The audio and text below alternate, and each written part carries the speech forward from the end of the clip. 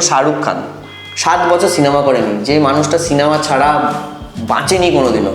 0 film flop হওয়ার পরে তার পাঠান ফিল্মের মধ্যে 7 বছর সে মানুষটা ক্যামেরার সামনে আসেনি বলবো না, সে এসেছে কিন্তু দেখায়নি, কোথাও ইন্টারভিউ দেয়নি।